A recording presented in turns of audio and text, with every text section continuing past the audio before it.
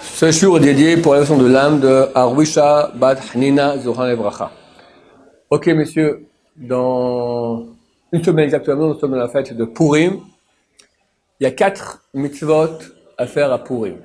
La plus importante, Mikra Megillah, lire la Megillah. Nous ne sommes pas tous capables de lire une Megillah, alors on la lit en public et le Shar Tzibour, ministre officiant, la lit pour nous. Il pense nous rendre quitte de cette lecture et nous on pense être rendu quitte de cette lecture. Cette lecture a lieu 2 fois, les 2 fois sont obligatoires. Une le soir, si on a raté jusqu'au petit matin, tant que l'aube ne s'est pas levée, on peut encore le faire. La deuxième fois, la journée. Dès l'aube, si possible seulement après le lever du soleil, jusqu'au coucher du soleil, voire sortie des étoiles, on en parlera dans quelques secondes. Première mitzvah. Deuxième mitzvah, Mishwar Manot Ishleleu, donner si possible 2 plats, on peut mettre dans un plat, mais si vous voulez dans 2 types d'aliments différents. On peut avoir la même bracha sur les 2, mais différents à une personne. C'est bien de donner à plusieurs personnes. Mais au moins à une personne, la mitzvah de donner un plat. On verra les quantités, on verra tout ce qui concerne cela ultérieurement. Troisième mitzvah, maintenant la evionim, donner de l'argent à des gens qui sont pauvres, très pauvres. Parce que la 4e mitzvah qu'il y a à Purim est celle de manger un repas. Un repas si possible de pain, en tout cas avec de la viande et du vin. Celui qui n'aime pas la viande et le vin, il peut ne pas manger ça. En tout cas, manger un bon repas de fête le jour de Purim, pas le soir. On peut aussi manger, mais la mitzvah elle est manger le jour. Ce sont donc les 4 mitzvot qu'il y a à Purim. On va commencer à les étudier l'une après l'autre. On a commencé déjà quelques halachot concernant la Megillat Esther.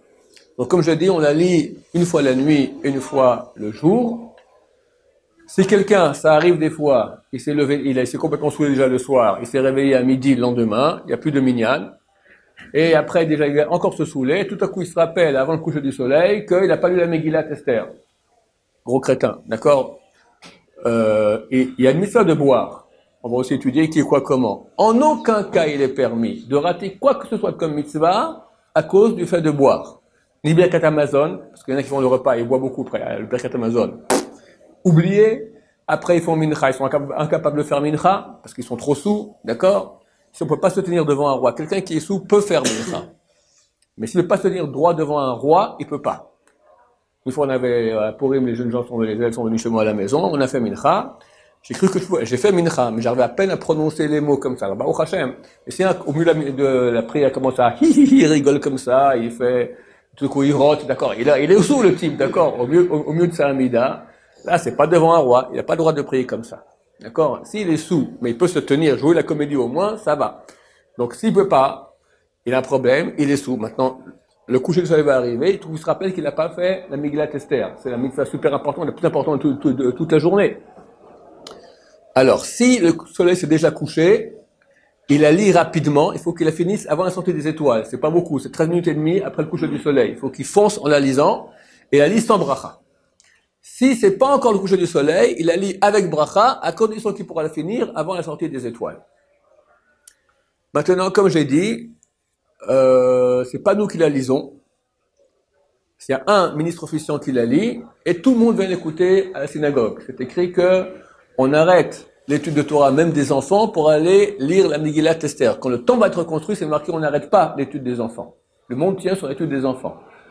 Pour la construction du temple, on va pas arrêter l'étude des enfants. Mais pour Megillah, Kriyat Megillah, que ce soit avec un grand public, un Pirsou Ménissa, que tout le monde soit au courant de ce miracle, on arrête même les enfants, tout le monde vient à la synagogue écouter la Megillat Esther. Est-ce que les femmes viennent? Normalement, oui. Les enfants, ça dépend qui.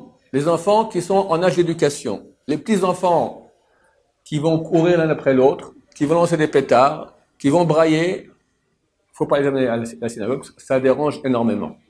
Si, durant la Megillah, on a raté un seul mot, t'es pas rendu quitte. Donc, super important de bien entendre le Shar Tzibour.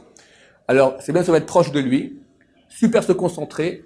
C'est clair que les femmes, dans la Zat Nashim, peuvent rien entendre. Et les enfants, elles quand même leur bébé, il se met à brailler, elles sortent dehors, etc. Elles n'entendent pas, il y a des pétards.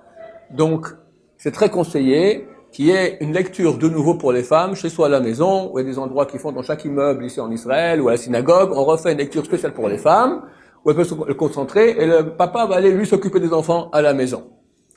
Mais s'il n'y a pas le choix, alors qu'il y avait un Azrat Nashim, il faut faire attention de tout écouter. S'il y a un mot qu'on a raté de la Megillah, c'est pas valable.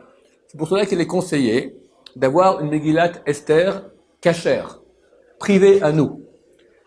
On va être rendu quitte, j'expliquerai dans le prochain cours comment on fait exactement, par la lecture du Shar Tzibour. Mais si on a raté un mot, on relit de nouveau rapidement à voix basse dans notre Megillah à nous.